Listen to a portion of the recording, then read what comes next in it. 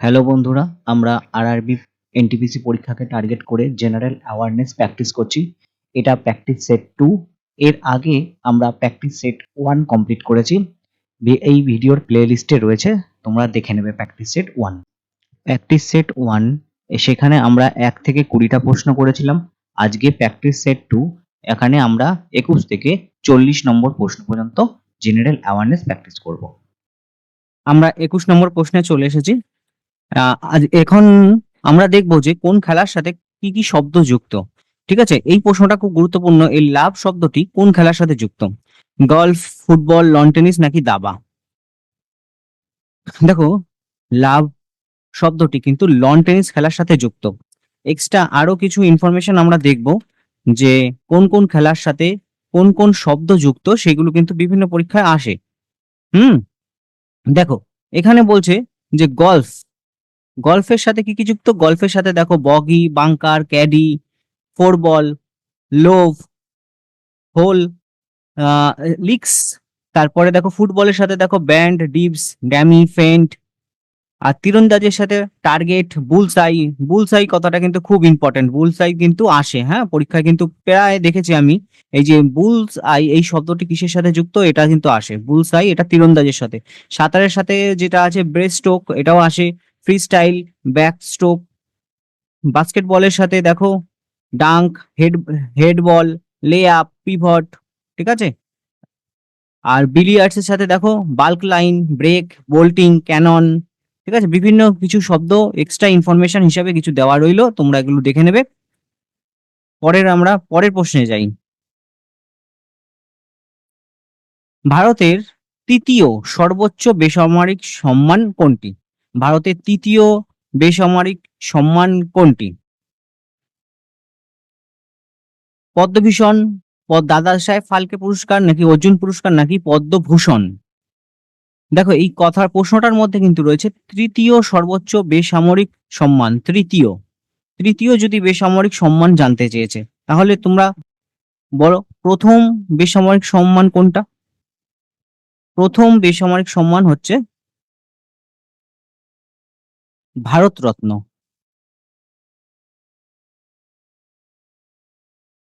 ভারতরত্ন কিন্তু প্রথম বেসামরিক সম্মান।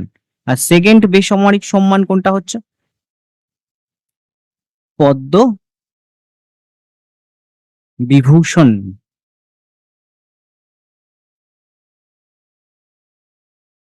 আর থার্ড যেটা হচ্ছে থার্ড বেসামরিক সম্মান, সেটা হচ্ছে পদ্মভূষণ। এই যে, তাহলে প্রশ্নটাতে কিন্তু ট্রিকি রয়েছে। তোমরা কিন্তু এই তৃতীয় সর্বোচ্চ বেসামরিক এই কথাটা খেয়াল করলে বুঝতে পারবে যে তৃতীয় সর্বোচ্চ বেসামরিক সম্মান কিন্তু পদ্মভূষণ। চলো পরের প্রশ্ন দেখবো। কনিষ্ক ছিলেন কুষাণ রাজবংশের একজন বিখ্যাত শাসক। বাহ, খুব খুব সুন্দর। যার অধীনে চতুর্থ বৌদ্ধ পরিষদ পরিচালিত হয়েছিল। দেখো, প্রশ্নের মধ্যেই কিন্তু আর একটা প্রশ্ন লুকিয়ে, যে চতুর্থ বৌদ্ধ সংহিতি বা চতুর্থ বৌদ্ধ পরিষদ পরিচালিত হয়েছিল কার আমলে? কনিষ্কের আমলে এটা আসে। কনিষ্ক আদতে কোন দেশের বাসিন্দা ছিলেন? প্রশ্নটা কিন্তু যথেষ্ট গুরুত্বপূর্ণ প্রশ্ন। একটু মডারেট থেকে কিন্তু এটা হাই লেভেলের দিকে এই প্রশ্নটা কর। কনিষ্ক আদতে কোন দেশের বাসিন্দা ছিলেন? ইউরোপ, ইরান, তিব্বত নাকি মধ্য এশিয়া? দেখো, সঠিক উত্তর হবে মধ্য এশিয়া। কনিষ্ক বা কুষাণরা মধ্য এশিয়ার একটা বাসিন্দা। আর এই ইউচি জাতির শাখা ছিল। ইউ ইউচি উপজাতি ছিলেন এই কুষাণরা। উপজাতি, ঠিক আছে, ইউচি উপজাতি ছিলেন কুষাণরা। এদের বাসস্থান ছিল এই মধ্য এশিয়ায়। আর আচ্ছা, কনিষ্ক থেকে আরো কিছু এক্সট্রা ইনফরমেশন আমরা পড়ে নেই। কুষাণ বংশ বা যে কুষাণ বংশের প্রতিষ্ঠাতা কে ছিলেন? প্রতিষ্ঠাতা প্রতিষ্ঠাতা ছিল কজুল কথফুসিস। কজুল কথফিসিস। কজুল কথফিসিস ছিলেন কুষাণ বংশের প্রতিষ্ঠাতা। শ্রেষ্ঠ সম্রাট কে ছিলেন? শ্রেষ্ঠ সম্রাট ছিল এই কনিষ্ক। ঠিক আছে, শ্রেষ্ঠ সম্রাট ছিল কনিষ্ক। ঠিক আছে, শ্রেষ্ঠ সম্রাট ছিল কনিষ্ক। আর একটা জিনিস, শকা এরা যেটা তোমরা বলো যে 78 খ্রিস্টপূর্বাব্দে এই কনিষ্ক কিন্তু খ্রিস্টাব্দে কিন্তু কনিষ্ক সিংহাসন আরোহণ করেছিল। সেইখান থেকে কিন্তু শক এরা বা শক কাব্য চালু হয়। ঠিক আছে, এইটাও কিন্তু আসে পরীক্ষায়, এটা ইম্পর্টেন্ট করে রাখবে। ঠিক আছে, কনিষ্কের রাজধানী কোথায় ছিল বলো? কনিষ্কের রাজধানী ছিল পুরুষপুর।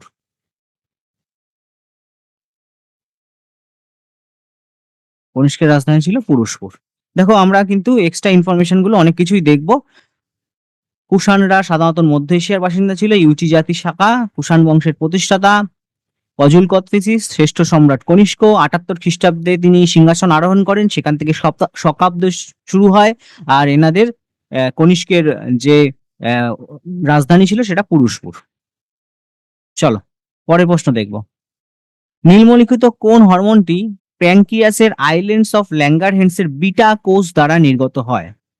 খুব গুরুত্বপূর্ণ প্রশ্ন। আইল্যান্ডস অফ ল্যাঙ্গারেন্স এর বিটা কোষ দ্বারা নির্গত হয়। দু রকম কোষ আছে, একটা আলফা একটা বিটা। আইল্যান্ডস অফ ল্যাঙ্গারেন্স এর আলফা কোষ থেকে কি নির্গত হয় আর বিটা কোষ থেকে কি নির্গত হয়? আলফা কোষ থেকে নির্গত হয় গ্লুকাগন। গ্লুকাগন নির্গত হয় আলফা কোষ থেকে। বিটা কোষ থেকে নির্গত হয় ইনসুলিন। ইনসুলিন।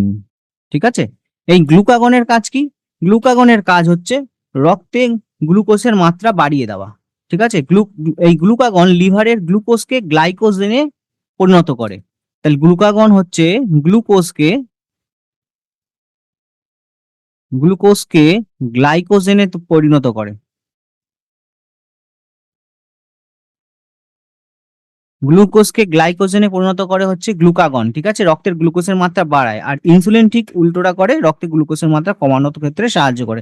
এখানে বলছে যে আইল্যান্ডস অফ ল্যাঙ্গারেন্সের বিটা কোষ থেকে কোন হরমোন নির্গত হয়? সেটা হচ্ছে ইনসুলিন নির্গত হয়। চলো পরের প্রশ্ন দেখবো। দেখতে দেখতে 25 নম্বর প্রশ্নে চলে আসলাম আমরা।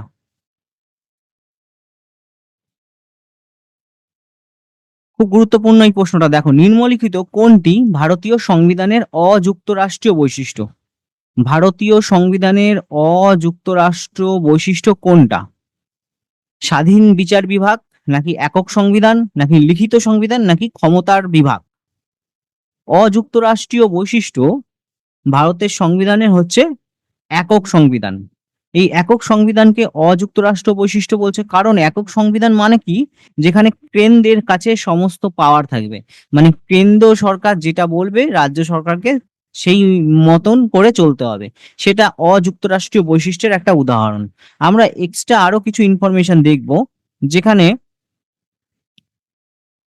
দেখো যুক্তরাষ্ট্রীয় বৈশিষ্ট্য এবং একক বৈশিষ্ট্যের আমি কিছু কিছু বৈশিষ্ট্যগুলো এক করে দিয়েছি। দেখো, দ্বৈত রাজনীতি, দু ধরনের রাজনীতি থাকে, সেন্টারে একটা, স্টেটে এক রকমের, সেটাকে আমরা যুক্তরাষ্ট্রীয় বৈশিষ্ট্য বলছি। একক বৈশিষ্ট্য কোনটা? যেখানে কেন্দ্রেই সব, মানে হচ্ছে সেন্ট্রাল বা কেন্দ্র যা বলবে রাজ্যকে তাই করতে হবে, সেটা হচ্ছে শক্তিশালী কেন্দ্র থাকতে হবে একক বৈশিষ্ট্যের মধ্যে। যুক্তরাষ্ট্রীয় বৈশিষ্ট্যের মধ্যে লিখিত সংবিধান থাকতে হবে। আর একক বৈশিষ্ট্যের মধ্যে একক সংবিধান, যেটা আমরা দেখলাম এই মাত্র, যে এই একক সংবিধান হচ্ছে একক বৈশিষ্ট্যের অন্তর্গত, এটা যুক্তরাষ্ট্রীয় বৈশিষ্ট্য নয়, অর্থাৎ এটা অযুক্তরাষ্ট্রীয় বৈশিষ্ট্য। ক্ষমতার বিভাগ যুক্তরাষ্ট্রীয় বৈশিষ্ট্যের মধ্যে থাকবে, যেখানে সুপ্রিম কোর্ট থাকবে, হাইকোর্ট থাকবে, আর এখানে সংবিধানের একক বৈশিষ্ট্যের ক্ষেত্রে সংবিধানের নমনীয়তা থাকবে। স্বাধীন বিচার বিভাগ থাকবে, এখানে সম্মানিত বিচার বিভাগ থাকবে, সেটা হচ্ছে একক বৈশিষ্ট্য, মানে যেখানে রাজাদের পাওয়ার বেশি থাকে। এখানে দ্বিকক্ষাস থাকবে, আর এখানে সর্বভারতীয় পরিষেবা থাকবে। কিছু কিছু বৈশিষ্ট্য আমি এখানে করে দিয়েছি, এগুলো পরীক্ষায় আসতে পারে। যে লিখিত সংবিধান, এটা যুক্তরাষ্ট্রীয় বৈশিষ্ট্যের উদাহরণ। ক্ষমতার বিভাগ, এটাও যুক্তরাষ্ট্রীয় বৈশিষ্ট্যের। ঠিক আছে, স্বাধীন বিচার বিভাগ, দ্বিকাক্ষিতা, এগুলো যুক্তরাষ্ট্রীয় বৈশিষ্ট্য। একক বৈশিষ্ট্য যেখানে শক্তিশালী কেন্দ্র থাকবে, একক সংবিধান থাকবে, হ্যাঁ সেটা একক নাগরিকত্ব থাকবে, এটাও কিন্তু একক বৈশিষ্ট্যের মধ্যে পড়ছে। চলো, তোমাদের ক্লাস কেমন লাগছে সেটা কিন্তু তোমরা জানিও। পরের প্রশ্ন দেখব, গায়ত্রী মন্ত্র নামে বিখ্যাত মন্ত্রটির প্রাচীনতম ঘটনার নিম্নলিখিত কোন পাঠে পাওয়া যায়? এই রকমই প্রশ্নগুলো কিন্তু আসবে রেলের পরীক্ষায়, এই ধরনের ঠিক এইভাবেই এরা দেয়। প্রাচীনতম ঘটনার নিম্নলিখিত কোন পাঠে পাওয়া যায় গায়ত্রী মন্ত্র? এটা আশা করি সকলেই পারবে। গায়ত্রী মন্ত্র কোন পাঠে আছে? ভগবদ গীতা, অথর্ববেদ, ঋগ্বেদ নাকি মনুস্মৃতি? ঋগ্বেদে রয়েছে গায়ত্রী মন্ত্র। এবার ঋগ্বেদের কোথায় রয়েছে? ঋগ্বেদের মধ্যে মণ্ডল 3-এ রয়েছে। ঋগ্বেদের 3 নম্বর মণ্ডলে কিন্তু এই গায়ত্রী মন্ত্র রয়েছে। ঠিক আছে, এই গায়ত্রী মন্ত্র কার উদ্দেশ্যে? সাবিত্রী দেবীর উদ্দেশ্যে। ঠিক আছে, সাবিত্রী দেবীর উদ্দেশ্যে কিন্তু এই গায়ত্রী মন্ত্র রচিত। এটা সূর্য দেবী বলা হয়, বা সূর্য দেব গায়ত্রী মানে সাবিত্রীর উদ্দেশ্যে কিন্তু মণ্ডল 3-এ ঋগ্বেদে এই গায়ত্রী মন্ত্র রয়েছে। নিম্নলিখিত ব্যক্তিদের মধ্যে কে বাবরকে পানিপথ আক্রমণ করে ইব্রাহিম লোদিকে বিচলিত করার জন্য আমন্ত্রণ জানিয়েছেন? মানে পানিপথে যুদ্ধ করার জন্য বাবরকে আমন্ত্রিত করেছিলেন কে? 4টে অপশন আছে, আহমেদ শাহ দুরানি, বিক্রমাদিত্য, দৌলত খান নাকি শের শাহ সুরি। খুবই গুরুত্বপূর্ণ প্রশ্ন। বাবরকে আমন্ত্রিত করেছিল হচ্ছে এই দৌলত খান। ইব্রাহিম লোদির সাথে বাবরের যে যুদ্ধটা, সেটা হচ্ছে পানিপথের প্রথম যুদ্ধ 1526। ঠিক আছে, পানিপথের প্রথম যুদ্ধ, প্রথম পানিপথ। সেরকমই 1556-তে হচ্ছে দ্বিতীয় পানিপথ, সেকেন্ড পানিপথ। আর একটা থার্ড পানিপথের যুদ্ধ আসে, সেটা হচ্ছে 1761-তে। 1761-তে তোমাদের থার্ড পানিপথ। কাদের কাদের মধ্যে হয়েছিল সেগুলো ইম্পর্টেন্ট। এখানে কাদের মধ্যে হয়েছে? প্রথম পানিপথ, যেখানে দৌলত খাঁ বাবরকে আমন্ত্রণ করেছে ইব্রাহিম লোদির সাথে, ইব্রাহিম লোদিকে করার জন্য, মানে যুদ্ধ করার জন্য। তাহলে প্রথম পানিপথ হচ্ছে কাদের মধ্যে? বাবর আর ইব্রাহিম লোদি। ঠিক আছে, দ্বিতীয় পানিপথ কাদের মধ্যে হচ্ছে? আকবর আর হিমুর মধ্যে, আর হিমুর মধ্যে দ্বিতীয় পানিপথ।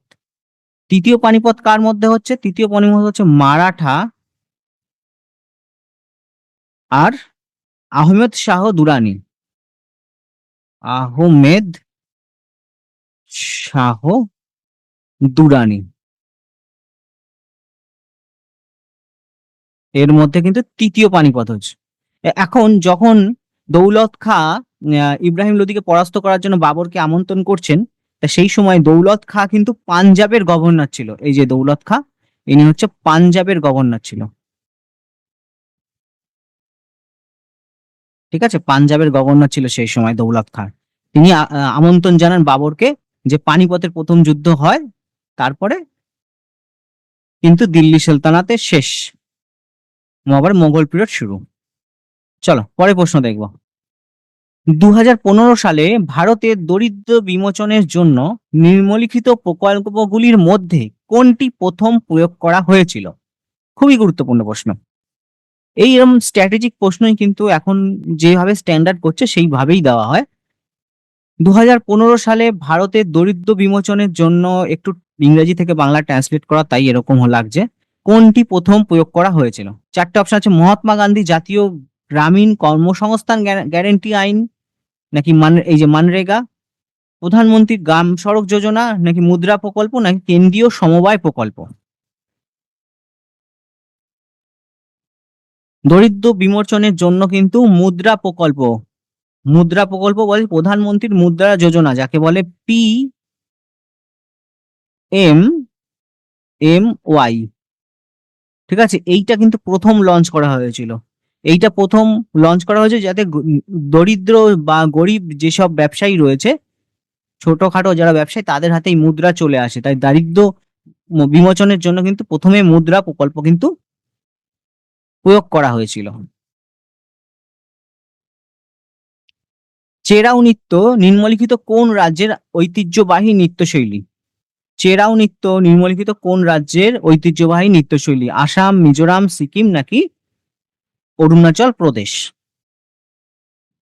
চেরাও নৃত্য হচ্ছে মিজোরামের একটা ঐতিহ্যবাহী নৃত্যশৈলী, ঠিক আছে?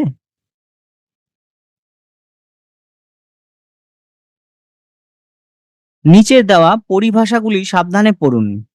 নিচের কোন সেটটি এমন অঙ্গগুলির সঠিক সংমিশ্রণ যা কোনো পরিপাক কার্য সম্পাদন করে না? কোশ্চেন দেখেছো কি সুন্দর, এখানে পড়িয়েই তোমাদের টাইমটা নষ্ট করে দেবে। এখানে বলছে যে কোন সেটটা পরিপাক ক্রিয়ার সাথে জড়িত নয়, বুঝতে পারলে?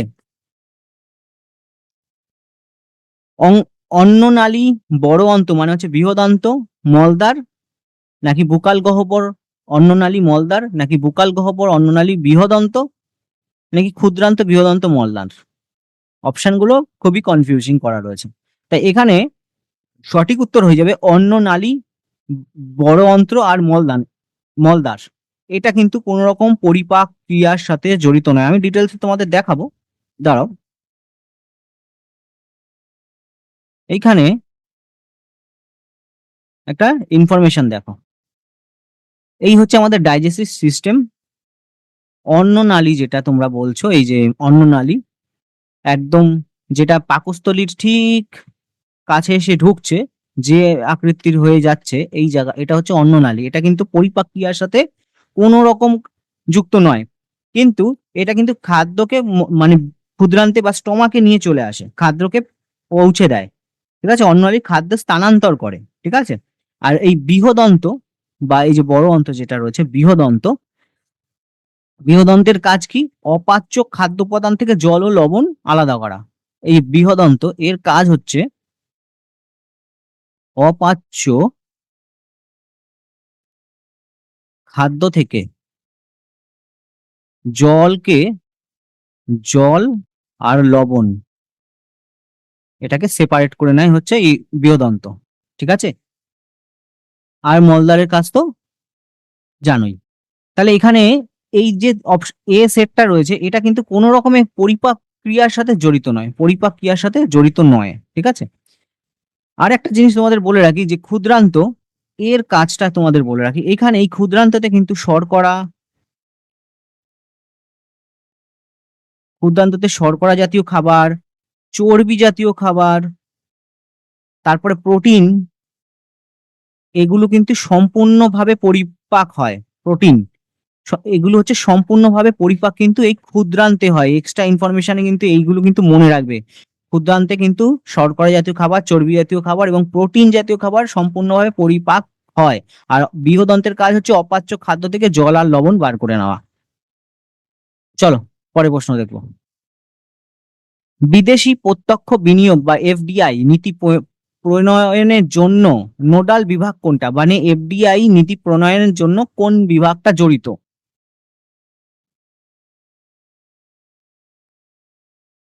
আরবিআই, নাবার্ড, শিল্প ও অভ্যন্তরীণ বাণিজ্য বিভাগ নাকি সেবি? দেখো সঠিক উত্তর হবে শিল্প ও অভ্যন্তরীণ বাণিজ্য বিভাগ। আমরা এক্সট্রা কিছু ইনফরমেশন দেখবো, এই কোন প্রতিষ্ঠানটি বা কোন সংস্থা কবে প্রতিষ্ঠিত হয়েছিল, তাদের সদর দপ্তর কোথায়, এটা আমাদের একটু জেনে রাখবো। এই যে নাবার্ড, যেটা অপশন বি তে রয়েছে নাবার্ড, নাবার্ড হচ্ছে কৃষি এবং পল্লী উন্নয়নের জন্য একটি জাতীয় ব্যাংক। 12 জুলাই 1982-তে প্রতিষ্ঠিত হয়েছিল। এর হেডকোয়ার্টার রয়েছে মুম্বাইতে। রিজার্ভ ব্যাংক অফ ইন্ডিয়া বা আরবিআই 1 এপ্রিল 1935-এ প্রতিষ্ঠিত হয়েছিল। এরও হেডকোয়ার্টার মুম্বাইতে। SEBI securities and exchange board of India, এর হেডকোয়ার্টারও মুম্বাইতে, প্রতিষ্ঠিত হয়েছিল 1992 সালে 12 এপ্রিল। দেখো এখানে প্রতিষ্ঠা ডেট এবং হেডকোয়ার্টার গুলো দিয়ে দেওয়া রইলো। আর এইখানে এফডিআই বা বিদেশি ফরেন ডাইরেক্ট ইনভেস্টমেন্ট, এটা হচ্ছে শিল্প এবং অভ্যন্তরীণ বাণিজ্য প্রচার মন্ত্রণালয় কিন্তু এইটার জন্য দায়ী। চলো পরের প্রশ্নে যাই। নিম্নলিখিত কোন সুলতান সিরি নামে একটি নতুন শহর গড়ে তোলেন? নিম্নলিখিত কোন সুলতান সিরি নামে একটি নতুন শহর গড়ে তোলেন? চারটে অপশন আছে, বলবন, আইবক, আলাউদ্দিন খলজি নাকি মোহাম্মদ বিন তুগলক। দেখো 1303 সালে যখন মঙ্গল আক্রমণ হয়, মঙ্গল আক্রমণ থেকে রক্ষা করার জন্য, ঠিক আছে, থেকে রক্ষার জন্য এই সিরি শহরটা গড়ে তোলা হয়। মঙ্গল আক্রমণ থেকে রক্ষার জন্য কিন্তু এই সিরি শহরটা গড়ে তোলা হয়। এইবার কে গড়ে তোলেন না, আলাউদ্দিন খলজি। আলাউদ্দিন খলজি কিন্তু এই সিরি শহরটি গড়ে তোলেন। আলাউদ্দিন খলজির রাজত্বকাল হচ্ছে 1296 থেকে 1316। ঠিক আছে, ইনি 1296 থেকে 1316 পর্যন্ত কিন্তু রাজত্ব করেছেন আলাউদ্দিন খলজি। ঠিক আছে, চলো পরের প্রশ্ন দেখো। ভারতীয় বিমান বাহিনী আইএফএ, ইন্ডিয়ান এয়ারফোর্স, কোন দেশের সাথে ব্যায়াম ডেজার্ট নাইট পরিচালনা করেছিলেন, করলো? এটা একটা সম্প্রতি ঘটনা, ঠিক আছে, কারেন্ট ইভেন্টস। ভারতীয় বিমান বাহিনী বা ইন্ডিয়ান এয়ারফোর্স কোন দেশের সাথে ব্যায়াম ডেজার্ট নাইট পরিচালনা করলো? সেটা দেখো, ফ্রান্স, জাপান, জাপান নাকি সংযুক্ত আরব আমিরাত, নাকি ফ্রান্স এবং সংযুক্ত আরব আমিরাত, ওমান ও সংযুক্ত আরব আমিরাত। সঠিক উত্তর হচ্ছে ফ্রান্স এবং এবং সংযুক্ত আরব আমিরাত। এই দেশের সাথে কিন্তু অপারেশন মানে ব্যায়াম ডেজার্ট নাইট পরিচালনা করেছে ইন্ডিয়ান এয়ারফোর্স। ঠিক আছে, চলো। আকবরের দরবারে নিম্নোক্তদের মধ্যে স্বরাষ্ট্রমন্ত্রী কে ছিলেন? আকবরের দরবারে স্বরাষ্ট্রমন্ত্রী কে ছিলেন? রাজা টোডরমল, রাজা মানসিং, ফকির আজওয়ানদিন নাকি মোল্লা দো পেয়াজা? তাই এদের মধ্যে আকবরের স্বরাষ্ট্রমন্ত্রী ছিলেন মোল্লা দো পেয়াজা। আমরা এক্সট্রা কিছু ইনফরমেশন দেখব। আকবরের যে দপ্তরে বিভিন্ন মন্ত্রী, তাদের একটা নাম দেখে নেব। এখানে দেখো, আব্দুল ফয়জল মুবারক, ইনি ছিলেন হচ্ছে আকবরের প্রধানমন্ত্রী। রাজা টোডরমল আকবরের অর্থমন্ত্রী। আব্দুল রহিম খানি খান্নান আকবরের প্রতিরক্ষা মন্ত্রী ছিলেন। রাজা বীরবল মহেশ দাস, যার নাম, আকবরের পররাষ্ট্রমন্ত্রী ছিলেন। ফয়জি, ফয়জি ছিলেন আকবরের শিক্ষামন্ত্রী। ঠিক আছে, এবং আকবরের যারা পুত্র মানে রাজপুত্রদের কিন্তু পরামর্শদাতা ছিলেন হচ্ছে এই ফয়জি। ফকির আজওয়ানদিন, এই যে ফকির সিতে ছিল অপশনে, আকবরের ধর্মমন্ত্রী ছিলেন ফকির আজওয়ানদিন। তানসেন আকবরের গায়ক বা সংস্কৃতি বিষয়ক মন্ত্রী। আর প্রথম মানসিং, সেটা মুঘল সেনাবাহিনীর প্রধান ছিলেন। ঠিক আছে, কমান্ডার ইন চিফ। এক্সট্রা কিছু ইনফরমেশন গুলো দেখছো তোমরা, কেমন লাগছে সেটা কিন্তু কমেন্টে জানাবে। 35 নম্বর প্রশ্ন, নিম্নলিখিত ব্যক্তিদের মধ্যে কে মোহাম্মদ ঘুরি সেনাপতি ছিলেন এবং ভারতের দাস বংশের প্রতিষ্ঠাতা করেছিলেন? এটা খুব সহজ প্রশ্ন। মোহাম্মদ ঘুরি সেনাপতি ছিলেন এবং দাস বংশের প্রতিষ্ঠাতা ছিলেন, বলো তোমরা? কুতুবুদ্দিন আইবক। আর ইলতুৎমিশ কিন্তু কুতুবুদ্দিন আইবকের দাস ছিলেন। ইলতুৎমিশ ইনি ছিলেন আবার এই আইবকের দাস। ঠিক আছে, আবার গিয়াসউদ্দিন বলবন ছিল ইলতুৎমিশের দাস। এরা পরপর দাস বংশ প্রতিষ্ঠাতা করেছিল, পরপর সব দাসই ছিল।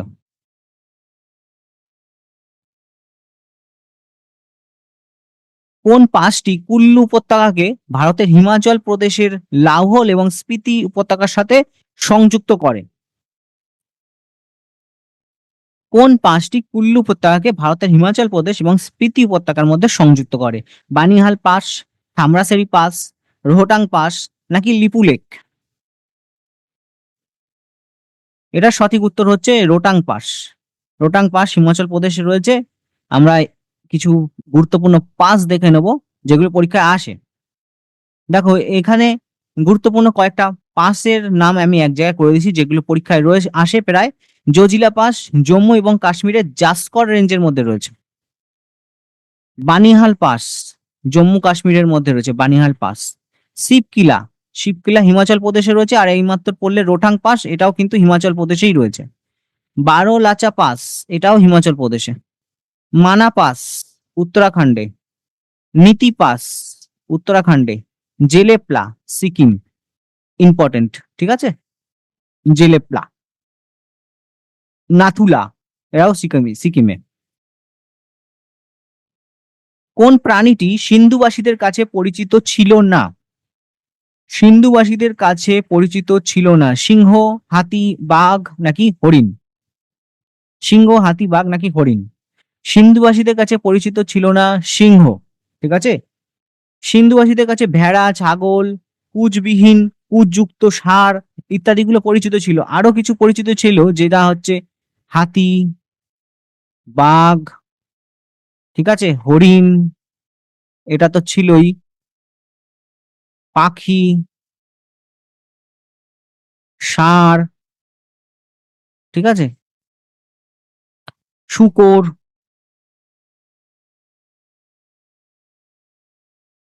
মহিষ, আর কিছু ছিল? হ্যাঁ, আর যেটা বললাম ভেড়া, ছাগল, ভেড়া, ছাগল, এগুলো কিন্তু পরিচিত ছিল। সিন্ধুবাসীরা জানতো, মানে সিন্ধুর যে প্রমাণ পাওয়া গেছে সেখান থেকে কিন্তু এই যে প্রাণীগুলো, এগুলো সিন্ধুবাসীদের কাছে কিন্তু পরিচিত ছিল, কিন্তু সিংহের কিন্তু কোথাও উল্লেখ পাওয়া যায়নি। চলো, কালিদাস চতুর্থ শতাব্দীতে কোন প্রাচীন গ্রন্থ রচনা করেছিলেন? 38 নম্বর প্রশ্নে আমরা চলে এসেছি। কালিদাস চতুর্থ শতাব্দীতে কোন প্রাচীন গ্রন্থ রচনা করেছিলেন, যার প্রথম দিকে মহাকাল মন্দিরের বর্ণনা দেওয়া হয়েছে? প্রশ্নগুলো দেখেছো? মহাকাল মন্দিরের বর্ণনা দেওয়া হয়েছে কোন প্রাচীন গ্রন্থে? মেঘদূতম, অভিজ্ঞান শকুন্তলম, রঘুবনা নাকি মালবিকা মিত্তম? কিন্তু এখানে সঠিক উত্তর হবে মেঘদূতম। মেঘদূতমে কিন্তু এই মহাকাল মন্দিরের বর্ণনা রয়েছে। আর এই শকুন্তলা হচ্ছে মহাভারতের মহাভারতের শকুন্তলা দেবীকে নিয়ে কিন্তু এই অভিজ্ঞান শকুন্তলম নাটকটা, সংস্কৃত নাটক, শকুন্তলা দেবীকে নিয়ে লেখা এই সংস্কৃত নাটক, মহাভারতের শকুন্তলা দেবীকে নিয়ে লেখা। ঠিক আছে, চলো পরের প্রশ্ন দেখবো। 39 নম্বর প্রশ্ন, কোন দুই ব্যক্তিকে BCCI colonel C K Naidu lifetime achievement award দিয়ে সম্মানিত করেছেন? C K Naidu lifetime award খুব গুরুত্বপূর্ণ, কারেন্ট অ্যাফেয়ার বা মধ্যে কিন্তু এটা চলে আসতে পারে। রবি শাস্ত্রী, আনন্দ শেরগিল, সুনীল গাভাস্কার, অনিল কুম্বলে, রবি শাস্ত্রী, ফারুক ইঞ্জিনিয়ার নাকি রবি শাস্ত্রী, সুনীল গাভাস্কার? বেশিরভাগ দেখো তিনটে অপশনের মধ্যে রবি শাস্ত্রীকে রয়েছে। রবি শাস্ত্রী তো পেয়েছেন C K Naidu lifetime award, ওনার সাথে আর কে ছিল বলো? রবি শাস্ত্রী এবং ফারুক ইঞ্জিনিয়ার, এই দুজন কিন্তু C K Naidu lifetime achievement পেয়েছেন, এটা বিসিসিআই। ফারুক ফারুক ইঞ্জিনিয়ার ছিলেন উইকেট কিপার, ঠিক আছে, ইনি ছিলেন উইকেট কিপার। পরের প্রশ্ন দেখবো। ড্যাশ বইটি পার্সি ভাষায় রাজমনামা নামে অনুবাদ করা হয়েছিল? পার্সি ভাষায় রাজমনামা নামে অনুবাদ করা হয়েছিল কোন বইটি? ঠিক আছে, অর্থশাস্ত্র, রামায়ণ, মহাভারত নাকি ঋগ্বেদ? সঠিক উত্তর মহাভারত। মহাভারতকে পার্সি ভাষায় অনুবাদ করা হয়েছিল, তার নাম ছিল রাজমনামা বা রজমনামা, যেটাই বলো না কেন, ঠিক আছে, কে পার্সি ভাষায় অনুবাদ করা হয়েছিল।